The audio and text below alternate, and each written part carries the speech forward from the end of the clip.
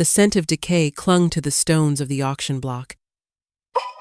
It was the smell of desperation, of lives sold for a handful of silver coins.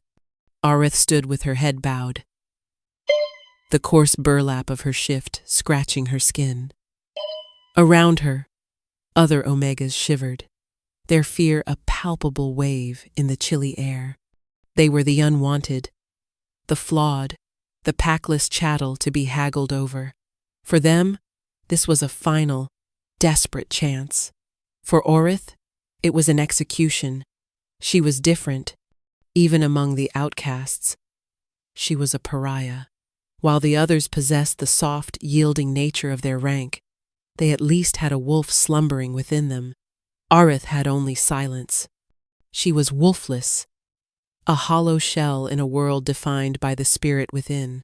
Her family, the once proud Silvermoons, had cast her out, their shame too great to bear the burden of a broken daughter. They had given her to the auctioneers without a backward glance. Her price a pittance to cover their travel expenses. Next! The auctioneer boomed, his voice echoing off the damp walls of the market cavern. Lot 17, Aurith, of the disgraced Silvermoon line, wolfless, barren, but she has a pretty face. For those who value such things, let us start the bidding at a single copper. A cruel snicker rippled through the sparse crowd of low-ranking shifters and opportunistic merchants. A single copper. It was less than the price of a loaf of stale bread. No one raised a hand. Aurith closed her eyes, her shame a hot brand on her soul. She had expected this. Who would want a useless thing like her? Her only gift was a secret one, a thing she could not name or explain. It was a deep, quiet well of empathy within her, an ability to feel the pain of others and, in some small way, to soothe it. She could calm a spooked horse with a murmur, quiet a crying infant with a touch. But in a society that revered physical prowess and the ferocity of the wolf, her gentle talent was seen as nothing more than a peasant's trick. It was a soft power in a world of hard edges. The auctioneer was about to dismiss her, to send her to the tanner's pits, where the truly worthless ended their days, when a new presence silenced the cavern. The heavy wooden doors groaned open, and two figures in the obsidian armor of the royal guard stepped inside. Their faces were grim, their armor emblazoned with the roaring wolf of the Alpha King. Between them walked a man whose robes of office marked him as a member of the king's council. He was tall and severe, his face a mask of aristocratic disdain. Aurith recognized him from the public decrees.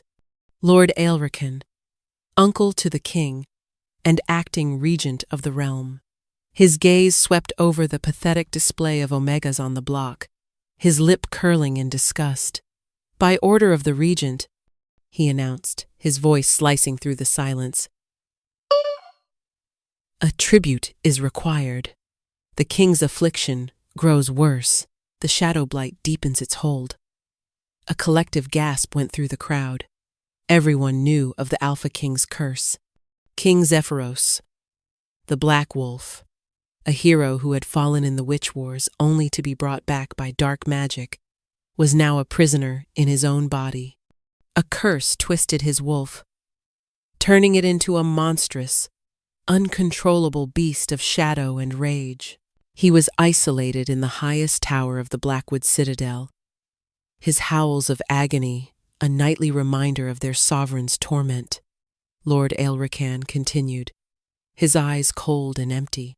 "We have tried healers, sorcerers, and priestesses. All have failed. Now, we try a different path. It is said, the gentle nature of an Omega can soothe even the wildest beast. Therefore, a tribute of soothing has been decreed. An Omega shall be chosen to attend the king, to calm his spirit." His gaze fell upon Aurith. It was a chilling, calculating look. She saw no pity in his eyes, only opportunity. Dozens of Omegas had already been sent to the king's tower. None had returned. They were not tributes. They were sacrifices. You, Alriken said, pointing a single, elegant finger at her. "The wolfless one. You are worthless to all others. Perhaps your emptiness will serve the king. You will be this month's tribute." The auctioneer sputtered. "My lord, she is defective. Surely a stronger Omega. She is disposable." Alriken cut him off. "If she fails, nothing of value is lost. If, by some miracle, she succeeds, well, miracles are for the desperate." He tossed a single gold coin onto the stage. It spun and landed at Oreth's feet, a stark contrast to the single copper that had been her starting price. "Her price is paid. Prepare her." The guards moved forward, their gauntlets closing around her thin arms. Fear, cold and sharp, finally pierced through Oreth's numb resignation. She was being sent to die, to be torn apart by the monster who was once their king. As they dragged her from the block, she looked back at the crowd. No one met her eyes. To them, she was already dead. She was a forgotten Omega, a wolfless girl, sent to sue the cursed king whose soul had already been devoured by shadows. The Blackwood citadel was a fortress of jagged stone and perpetual shadow, a place that seemed to swallow the light. Oreth was escorted through cold, echoing halls, where tapestries depicting the glorious victories of King Zephyros hung like mocking ghosts. They showed a king with eyes like polished obsidian and a warrior's smile. Not the tormented creature he had become. The guard's footsteps were the only sound. A rhythmic march toward her doom. They ascended a winding staircase that seemed to climb into the very heavens. The air grew colder, charged with a raw, oppressive energy that made the hairs on her arms stand up. It was an aura of pure, undiluted agony. Her own empathic senses screamed at her, a silent shriek of torment that was not her own. This was his pain.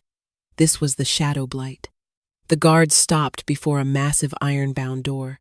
Heavy chains were draped across it, secured with locks that looked as if they could hold back a siege engine. One of the guards produced a key, his hand trembling slightly as he undid the locks.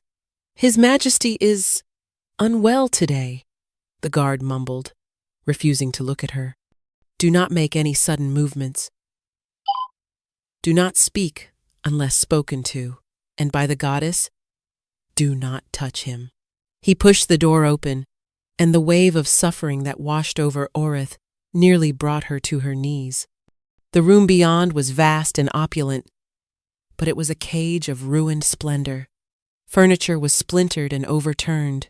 Deep claw marks, impossibly large, scarred the stone walls and floor. The air was thick with the metallic tang of blood and the bitter scent of despair. And in the center of the room, he was there. King Zephyros was a giant, even when kneeling. He was bound to the floor by thick, silver chains that strained against his every ragged breath. His back was to her, his massive frame hunched in misery. His long, black hair was matted with sweat and something darker. His skin, where she could see it, was pale and etched with writhing, black veins that seemed to pulse with a life of their own. This was the curse, the shadow blight, made manifest. He did not turn. His voice was a low growl, a rumble that vibrated through the stone floor. "Another one?" Alriken grows more foolish with each passing moon. "Leave, little Omega. Run while you still can. There is no king here, only a beast." Oreth's heart hammered against her ribs. Every instinct screamed for her to flee, to obey the guard's advice and the king's own command. But her feet remained rooted to the spot. Beneath the crushing weight of his power and rage, her strange gift showed her something else. She could feel the sliver of the man still trapped inside the monster, a soul screaming in a prison of his own flesh. The pain was a physical thing, a shard of ice in her own heart. She took a hesitant step forward. The chains rattled as he shifted, his head slowly turning. She saw his profile first, a sharp, aristocratic jaw clenched in a permanent snarl, a brow furrowed in eternal torment. Then he faced her fully, and she forgot how to breathe. He was beautiful, in a terrifying, broken way. His face was all harsh angles and savage grace. But his eyes were the heart of the storm. One was a deep, intelligent gray, the eye of a king. The other glowed with a malevolent crimson light, the eye of the beast. The shadow veins pulsed more violently on that side of his face, a creeping corruption that sought to claim him completely. "You are not afraid," he murmured, his voice laced with a dangerous curiosity. It was not a question. The others screamed. They wept. They begged. "You just stare." Aurith found her voice, though it was little more than a whisper. "Fear is a luxury, Your Majesty. I was sold for less than a loaf of bread. There is little left for me to be afraid of." A flicker of something surprise? Interest? Crossed his features. The red glow in his eye dimmed for a fraction of a second. "Wolfless," he stated, his gaze piercing. He could scent it on her, the blank space where her wolf should have been. "My uncle sends me a broken toy to play with." "How fitting." The guard slammed the door shut behind her, the locks clicking into place with grim finality. She was trapped. Trapped with the monster. "I am not a toy," she said, a spark of defiance igniting within her. She had nothing left to lose. "I am Aurith." He let out a short, harsh laugh that sounded like grinding stone. "You have a name. It will not save you."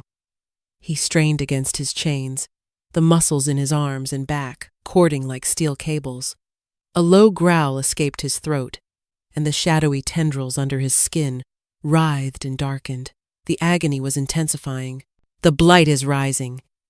Get to the far corner of the room. Press yourself against the wall. Do not move. Do not even breathe too loudly. If you are lucky, it will not notice you when it takes me." He threw his head back and roared, a sound of such profound agony that Aurith felt it crack her own bones. It was the sound of a soul being ripped apart. The beast was coming. She should have been terrified, but all she felt was an overwhelming, heartbreaking wave of compassion for the suffering king. Aurith did not retreat to the corner. She stood her ground, her body trembling but her will a sudden unshakable pillar of steel.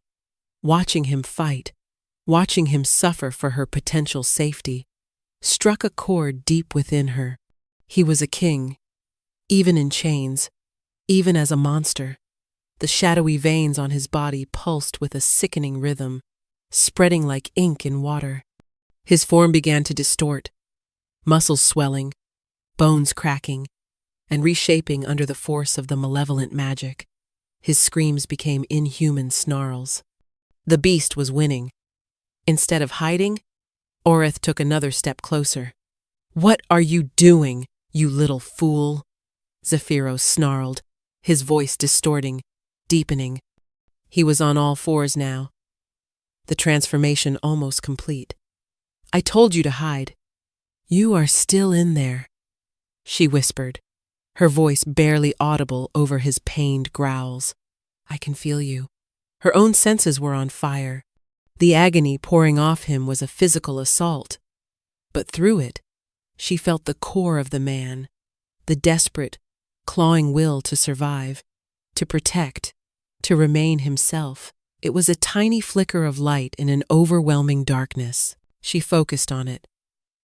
Without thinking, she began to speak. She spoke of the sun on the fields of her old home, of the taste of wild berries picked in the summer, of the lullabies her mother used to sing before the shame had turned her heart to stone.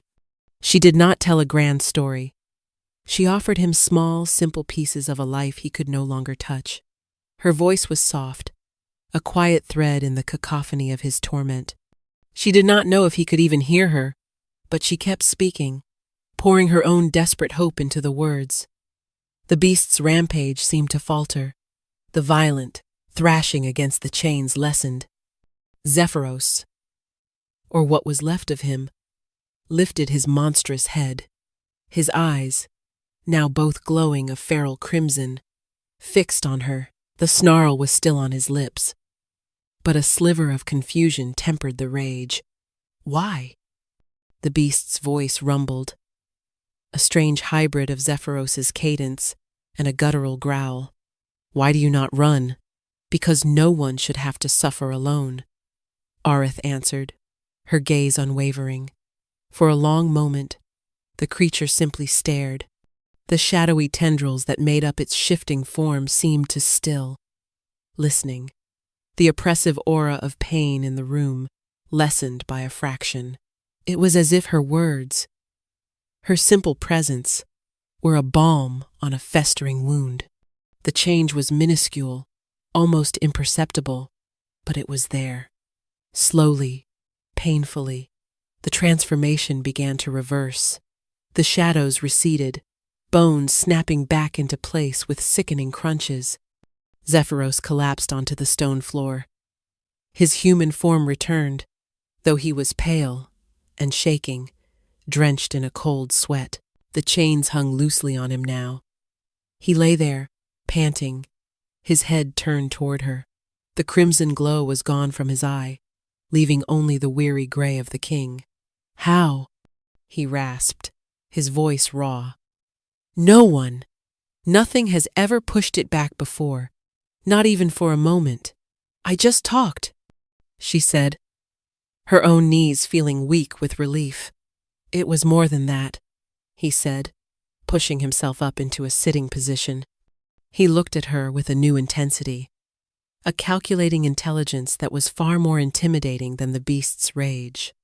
Who are you, wolfless girl? Before she could answer, the heavy door creaked open. Lord Alriken stood on the threshold, flanked by his guards. He took in the scene, the exhausted king, the unbroken Omega, and a flicker of deep displeasure crossed his face before he masked it with a concerned frown. Zephyros, my dear nephew, are you well? We heard the roars. I feared the worst. His eyes slid to Aurith, cold and sharp. And you are still alive. How unexpected. She is under my protection, uncle, Zephyros said, his voice regaining some of its regal strength. He did not try to stand, but his presence filled the room nonetheless. She will remain here. Of course, Alriken said smoothly, though his eyes narrowed. Whatever brings you comfort, but a wolfless Omega, it is an embarrassment, the court whispers. They say you are so far gone you cling to a broken creature for solace. Let them whisper, Zephyros replied, his gaze locked with his uncle's. Their words are wind. She stays. Alriken gave a tight, thin-lipped smile.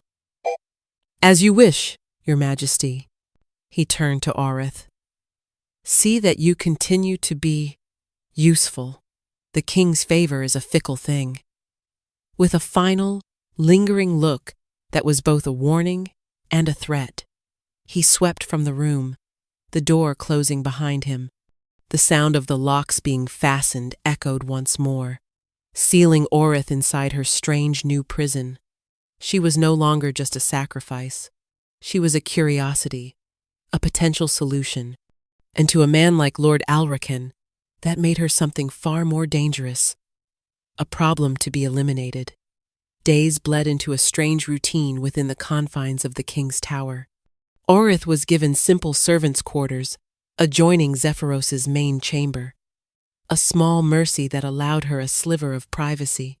Food was brought by silent guards who refused to meet her eyes. She was a ghost in the citadel, her existence known only to a few. Her purpose, however, became clearer with each passing day. She was an anchor for the king.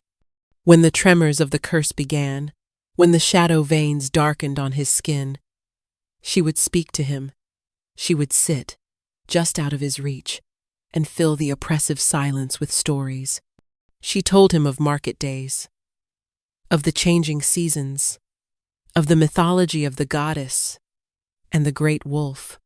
She spun tales from memory and imagination, weaving tapestries of words to distract him from his own inner war. And it worked. The full transformations became less frequent. The periods of lucidity, of calm, grew longer. Zephyros began to speak back. At first, his questions were curt, impersonal. He asked about the state of the kingdom, the harvest, the morale of the people. He was a king, starved for his duties.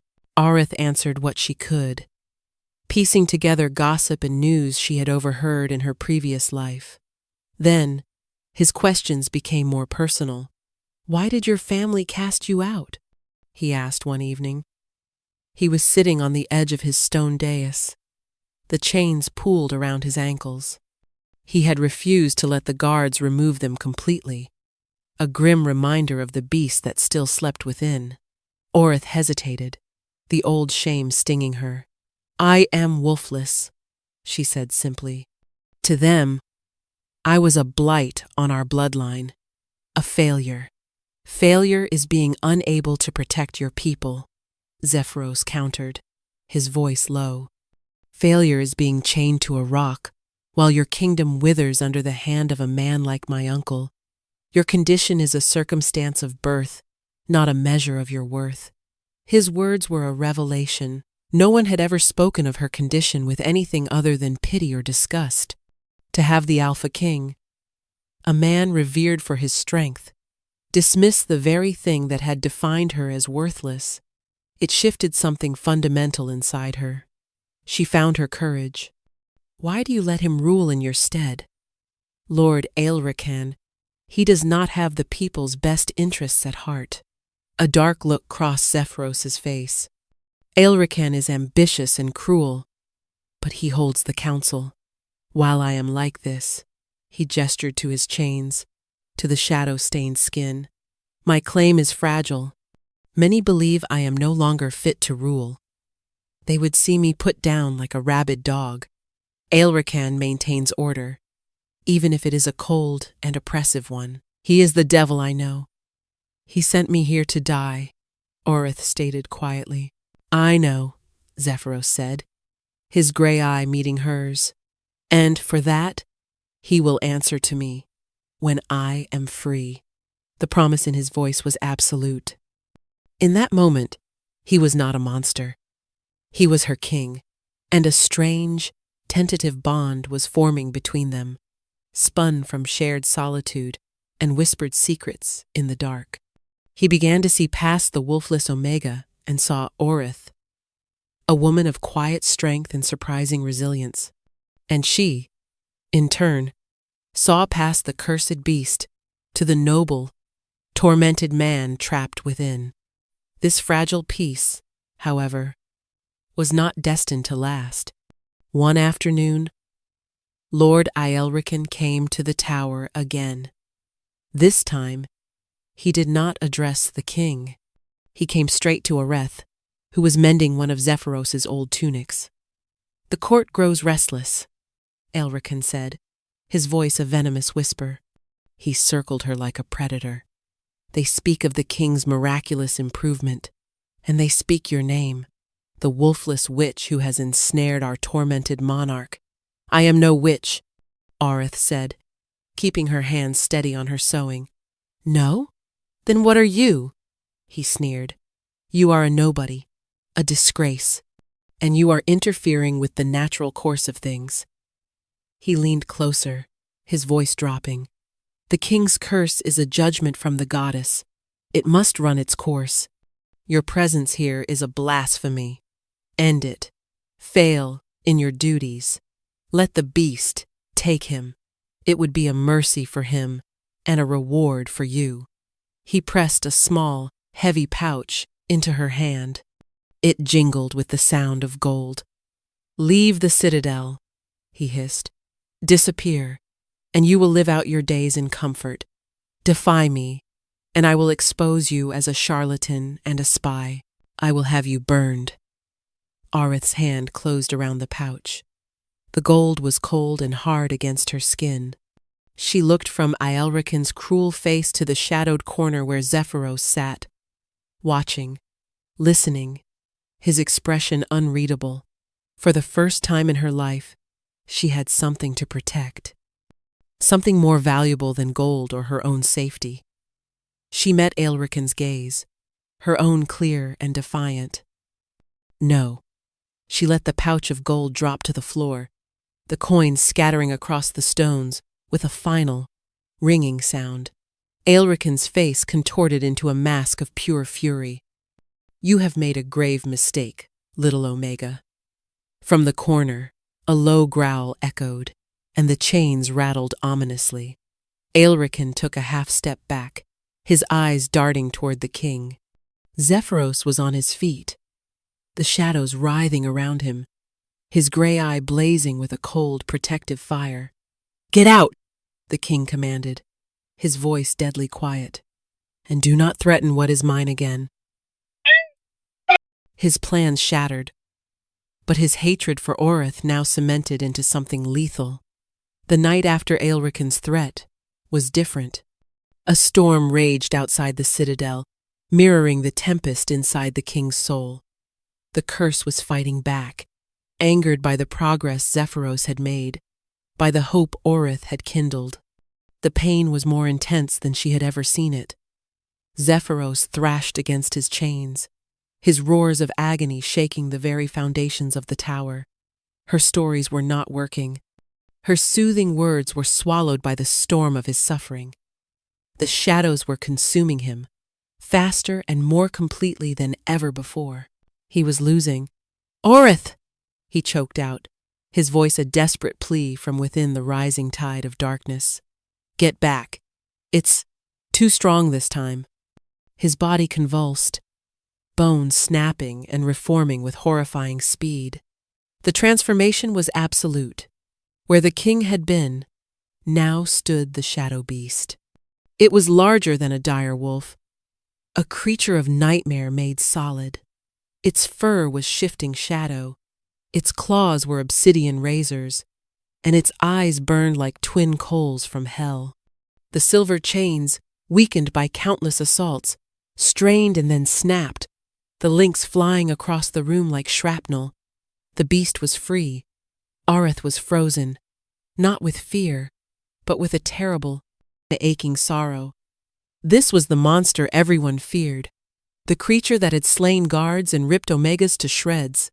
It took a step toward her, its massive head low, a guttural snarl vibrating in its chest. The room was filled with its predatory scent, a mixture of ozone, blood, and ancient magic. This was it. This was the death Alriken had promised her. But as the beast loomed over her, its shadow falling across her like a shroud, she saw something in its burning eyes. Beneath the feral rage, she saw the flicker she had sensed before, the trapped soul, the agony of Zephyros, a prisoner in his own monstrous form. The beast was not just a killer. It was a cage of suffering. It opened its jaws, revealing rows of shadow-forged teeth. A blast of hot, foul air washed over her. It was going to end it. Instead of screaming, instead of running, Orith did the most irrational thing she had ever done in her life. She raised a trembling hand.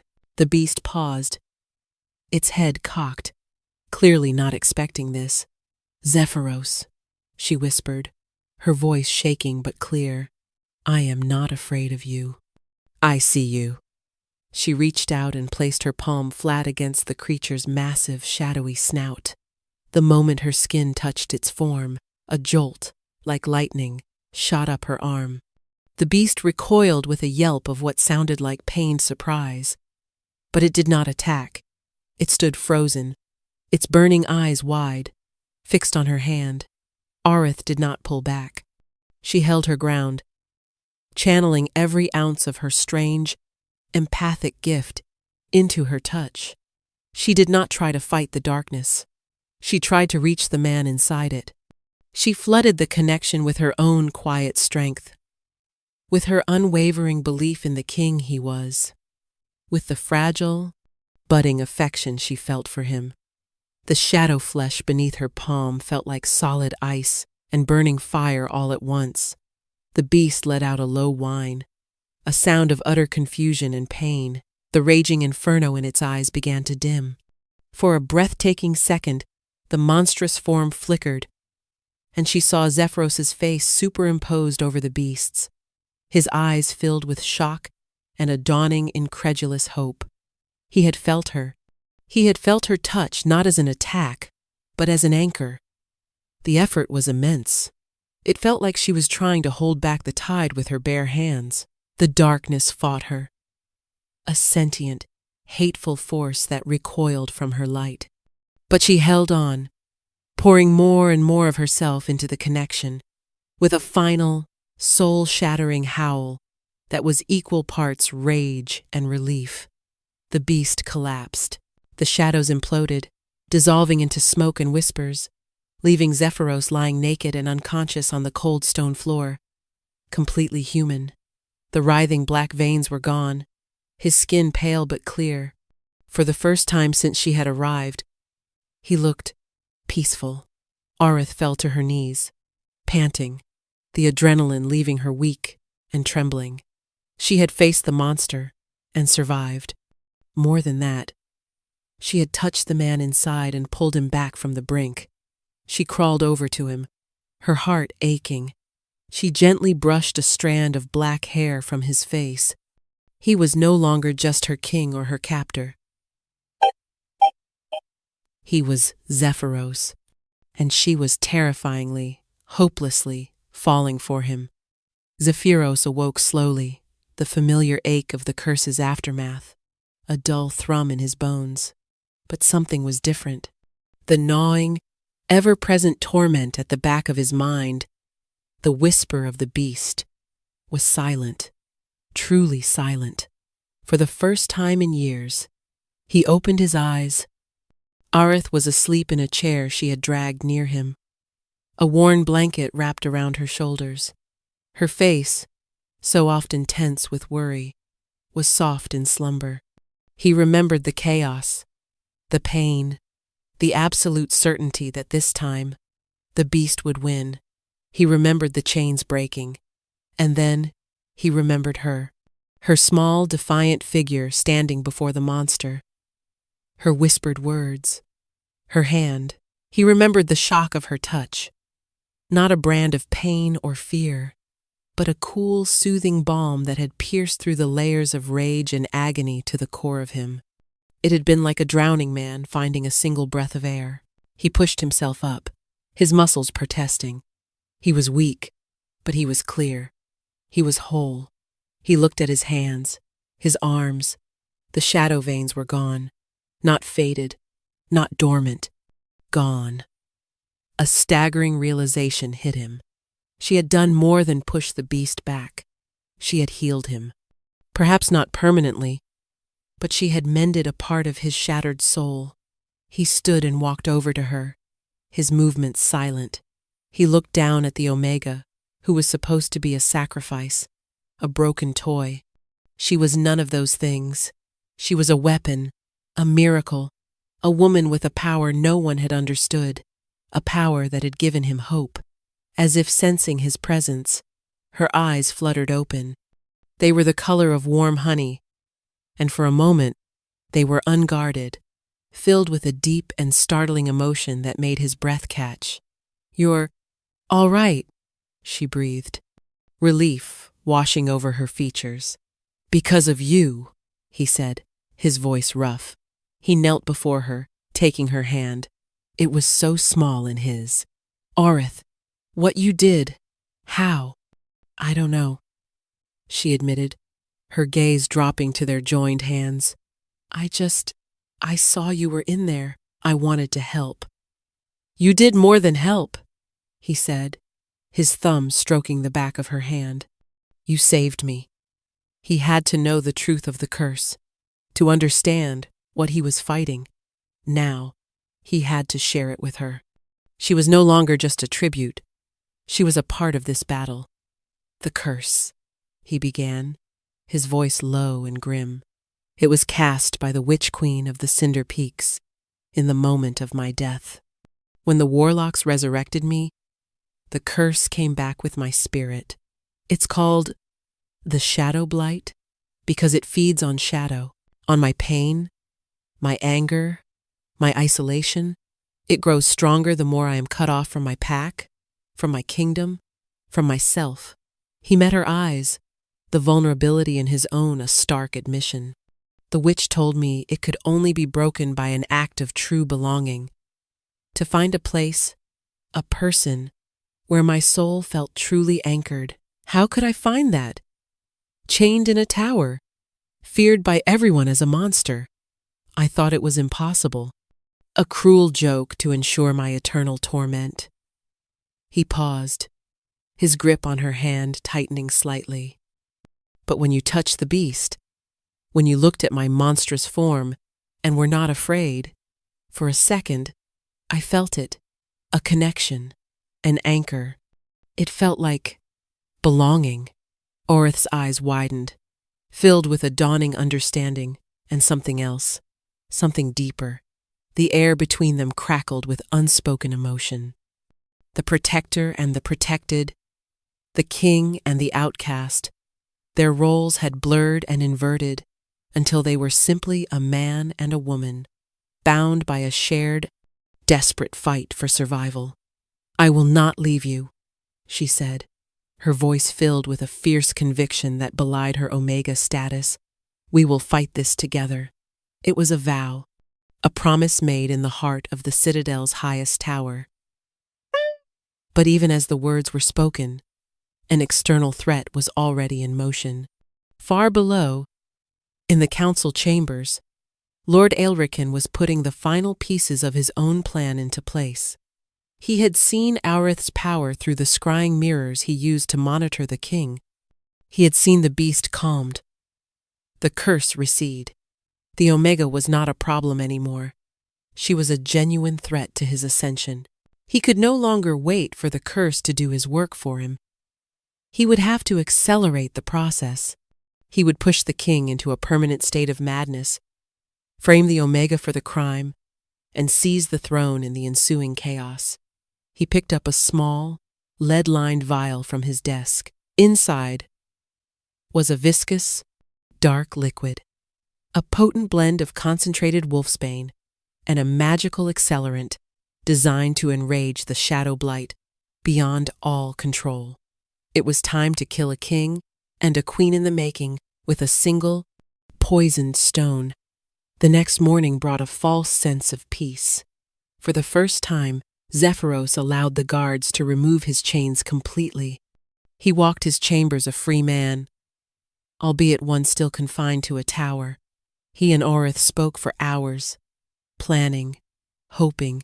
They spoke of a future where he was healed, where he could retake his throne, and she could stand by his side. A fragile, impossible dream that felt tantalizingly close. Their quiet world was shattered when a royal page arrived bearing a tray. It held a single, ornate goblet. "From Lord Alriken, Your Majesty," the page announced, his head bowed. "A draught of fortified wine, to celebrate your continued recovery." Zephyros's eyes narrowed.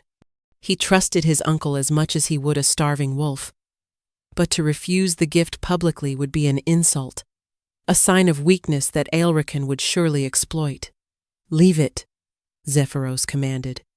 The page set the tray down and scurried away. Orith looked at the goblet, a knot of dread tightening in her stomach. "You can't drink that." "I know," Zephyros said. His gaze was distant, calculating. "But my uncle is not a fool. He knows I would be suspicious. This is a move in a game I do not yet understand." He picked up the goblet, swirling the deep red liquid. He sniffed it. There was no scent of poison his keen senses could detect. Wolfsbane, especially when masked by magic, could be nearly impossible to identify until it was too late. He was trapped. To drink it was a potential death sentence. To refuse it was to show fear, to cede a piece of power to his enemy. Before he could make a decision, a commotion erupted outside the door. Shouts. A clash of steel. The door burst open and a guard stumbled in, his face pale with panic. "My king! The lower levels! There's an attack! Rebels in the dungeons! They've freed the prisoners!" Zephyros's head snapped up, his kingly instincts overriding everything else. It was a classic pincer move, create a crisis to distract from the true attack. Alriken was making his move. "He's trying to divide my loyal guards," Zephyros snarled. "It's a feint." But even as he said it, a tremor ran through him. A sharp, searing pain lanced through his veins. He looked down at his hand, the one holding the goblet. A thin, almost invisible needle, coated in the dark poison, had been embedded in the filigree of the cup's stem. It had pricked his finger, a tiny, insignificant wound that had delivered a fatal dose. He dropped the goblet, which shattered on the floor. "Aurith, run!" he gasped as the poison hit him like a physical blow. It was instantaneous and brutal. The wolfsbane attacked his shifter physiology, while the accelerant ignited the dormant curse. The shadow veins erupted across his skin, blacker and more virulent than ever. He roared, a sound of pure, unadulterated agony, and fell to his knees. This was not a transformation. This was a war inside his body. The poison and the curse, tearing him apart from the inside out. The shadow beast erupted from him, not as a controlled change, but as an explosion of dark energy. It was a mindless, rabid thing, driven by the poison's fire and the curse's amplified rage. Its only instinct was to destroy. At that exact moment, Lord Alriken himself appeared in the doorway, flanked by a dozen of his own personal guards, men loyal to his coin, not the crown. "Behold," Alriken cried, his voice ringing with false horror for the benefit of any onlookers. "The king has finally succumbed. The beast is unleashed. And look!" He pointed a dramatic finger at Aurith. "The Omega Witch has poisoned him to seize control. There is the shattered goblet. Arrest her! Put the monster out of its misery!" His guards advanced, spears leveled. They were creating a circle, trapping Aurith with the raging, mindless beast. Alriken's plan was perfect. The beast would kill Aurith, and his guards would kill the beast. He would be seen as the savior of the citadel, the reluctant hero forced to put down his mad nephew. The beast, roaring in agony, turned its burning eyes on the closest thing to it. Aurith. It saw only a target for its pain. It lunged. Time seemed to slow to a crawl. The monstrous form of the shadow beast, all shadow and teeth and mindless fury, filled Aurith's vision. There was nowhere to run. The guards formed a wall of spears behind her, their faces grim and resolved. In front of her was the monster Zephyros had become, a creature beyond reason, beyond her reach. She closed her eyes, bracing for the impact, for the tearing of claws and the end of everything. But it never came. Instead, she heard a sickening crunch and a human grunt of pain. Her eyes flew open. Zephyros was standing between her and the beast. It was impossible. The beast was a physical manifestation of the curse. It should not have been separate from him. Yet here he was, in his human form, though he looked like a wraith. He was translucent, shimmering like a heat haze, his form barely holding together. He had somehow torn his spirit free from the rampaging monster, a feat of will that was actively killing him. His translucent hand was pressed against the beast's chest, holding it back. The monster snarled and swiped, its shadowy claws passing right through his ghostly form, yet he held it at bay. "I will not let you hurt her," his spirit voice echoed in the room, faint and strained. It was his ultimate choice.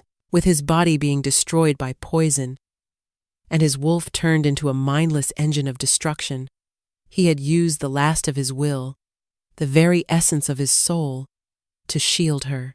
Protecting the forgotten Omega was more important than his own survival, more important than his life, his crown, his very soul. This was his act of true belonging. Alriken stared, his jaw agape in disbelief. What sorcery is this? Kill them both. But as the guards hesitated, awestruck by the impossible sight, Orith understood. He had chosen her. He had anchored his soul to her. And in that moment, something inside her, something that had been dormant and silent her entire life, answered his call. A warmth spread from her chest, a feeling like the first sun of spring after a long, hard winter. It was a power she never knew she possessed. The full, untapped force of her empathic soul, awakened by his sacrifice. Love, fierce and absolute, flooded through her. She didn't run from the beast. She ran to Zephyros's shimmering, fading spirit. "No!" she cried, her voice ringing with a newfound power. "You will not die!" She threw her arms around his ghostly form, and as she did, she pushed past him, past the barrier of his spirit, and came face to face with the monster. It roared in her face, its breath a vortex of cold despair. She did not hesitate. She rose on her toes, reached up, and pressed her lips to the place where the beast's mouth would be. She kissed the monster. It was not a soft, romantic gesture. It was an act of war. She poured all of herself into that kiss, her love, her hope, her defiance, her soul's own light. It was a direct assault on the curse itself, her pure, untainted empathy. The very essence of her soft power met the ancient, hateful magic of the shadow blight head-on. For a second, there was only silence. Then, light exploded from their point of contact, a brilliant, blinding golden light that threw everyone in the room back. It was not a fire that burned, but a light that healed, that purified. The shadow beast shrieked, a sound of dissolving hate, as the light consumed it, broke it apart, and burned it into nothingness.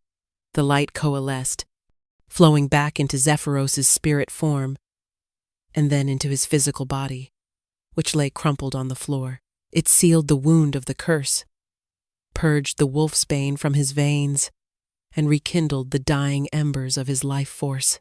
The light faded, leaving the room in a stunned, ringing silence. Zephyros lay on the floor, no longer poisoned, no longer cursed. The shadow veins were gone forever. He was simply himself. As he took a deep, shuddering breath, a new light began to glow around him and Orith. It was a soft, golden aura, a visible manifestation of a bond snapping into place, ancient and unbreakable. The mating bond. On Orith's neck, just below her ear, a mark began to form. Not a bite, but an elegant swirl of golden light that settled into her skin like a tattoo, the mark of the Luna Queen. Lord Alriken stared, his face a mask of horror and utter defeat. His perfect plan had not just failed. It had created the one thing he had sought to prevent: a healed, powerful king, and a queen by his side whose power was beyond his comprehension. Zephyros's eyes opened. They were clear, both of them the color of a calm storm. He looked at Orith, and his gaze was filled with a love and reverence that was as bright as the light that had just saved them. "Mate," he breathed, and the world realigned itself around that single word. The royal guard, the ones loyal to the crown, finally broke through the blockade in the lower levels and stormed the tower room. They found a scene of utter confusion. Lord Alriken's personal guards looking stunned, Alriken himself pale with fury, and in the center of it all, their king, alive and whole. getting to his feet. Beside him stood the Omega tribute, a glowing golden mark adorning her neck. "Seize him!" Zephyros commanded, his voice no longer strained by pain, but ringing with the absolute authority of the Alpha King. He pointed a single steady finger at his uncle. "Lord Alriken is a traitor to the crown. He attempted to murder his king and usurp the throne." Alriken's guards, mercenaries bought with coin, looked from the powerless regent to the radiant, undeniably powerful king. Their loyalty evaporated in an instant. They dropped their weapons. The royal guard swarmed forward, clapping Alriken in irons before he could utter a single word of protest. His reign of cold ambition was over. Zephyros paid the chaos no mind. He had eyes only for Orith. He crossed the room in 2 long strides and cupped her face in his hands, his touch gentle, reverent. "You saved me," he murmured, his thumbs tracing her cheekbones. "You saved us all. You saved me first," she whispered back, her heart feeling too large for her chest. The golden bond between them pulsed with warmth, a constant, comforting presence. It was a connection that went deeper than words, a perfect understanding that flowed between their souls. In that moment, something shifted within her. The silent, empty space inside her where her wolf should have been suddenly sparked with life. It was not the savage, demanding presence of an alpha or beta wolf. It was something different. A gentle, steady warmth, like the roots of an ancient tree, awakening from a long slumber. Her wolf was not gone. It had been waiting for him, waiting for her to become whole. Zephyros felt it through their new bond. His eyes widened. "Your wolf," she nodded, a slow, wondrous smile spreading across her face. She was no longer broken. She was complete. Days later, the great hall of the citadel was packed with the lords and ladies of the shifter world. They had been summoned by their returned king. Whispers filled the hall. They spoke of the traitor Alriken languishing in the dungeons. They spoke of the king's miraculous recovery. Most of all, they spoke of the wolfless Omega, who was now never seen away from his side, a mysterious golden mark on her neck. Zephyros strode into the hall, not in armor, but in the simple black robes of his office. He radiated a calm, confident power that silenced the crowd instantly. He looked every inch the king they had lost and mourned. Orith walked beside him, her head held high. She was no longer the frightened girl on the auction block. She was the mate of the Alpha King.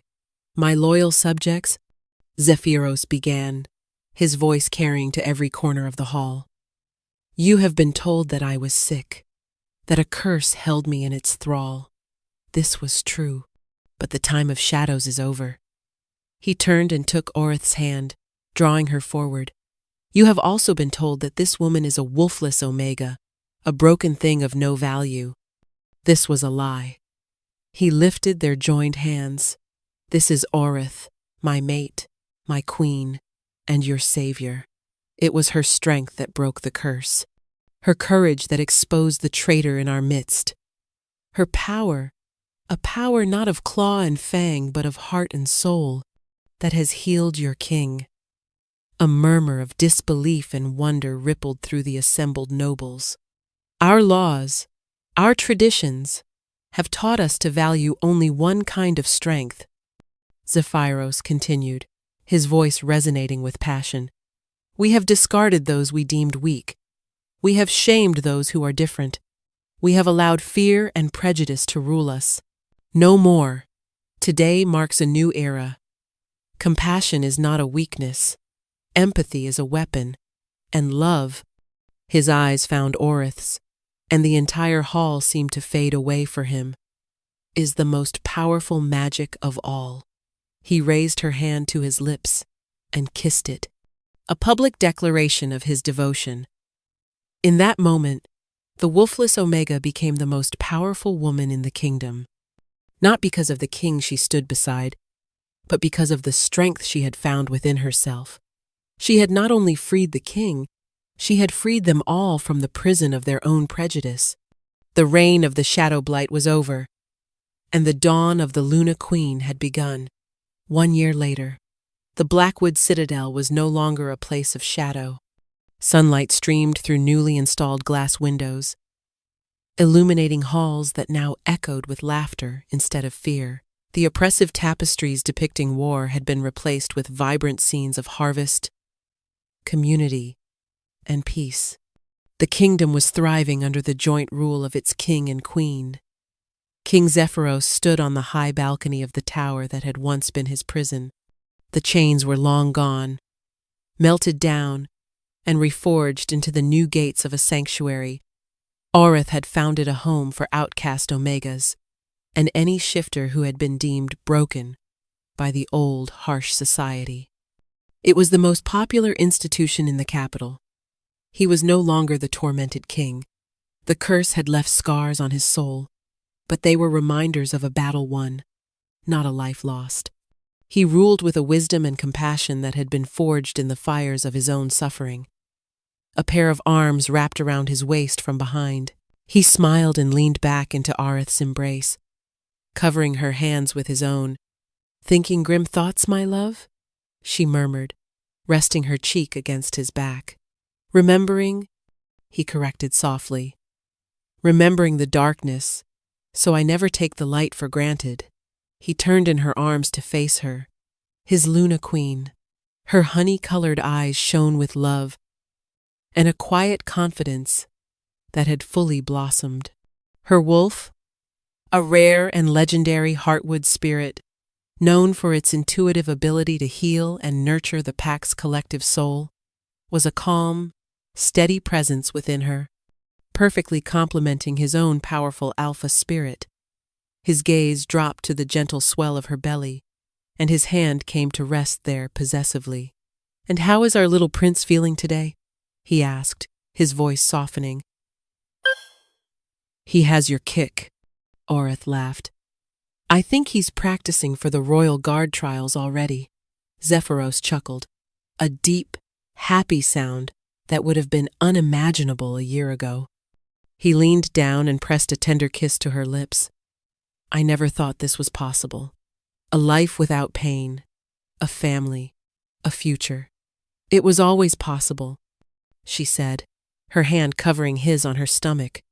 "You just needed someone to show you the way out of the dark." Their mating bond pulsed between them, a silent, constant song of their love. Below them, in the courtyard, children of all ranks, Alpha, Beta, and Omega, played together. The rigid hierarchy that had ruled their society for centuries was beginning to dissolve, replaced by a new philosophy of mutual respect, one that valued all forms of strength. It was a kingdom reborn, all because of a forgotten Omega, whose greatest power was the ability to see the man inside the monster. Her kiss had not only broken his curse and bound him to her forever, it had freed an entire nation and bound them all together in a new and brighter age. He pulled her close, breathing in the scent of his mate, his queen, his home, and knew with absolute certainty that his act of true belonging had not been a single moment of sacrifice, but a lifetime he now had the privilege of spending by her side.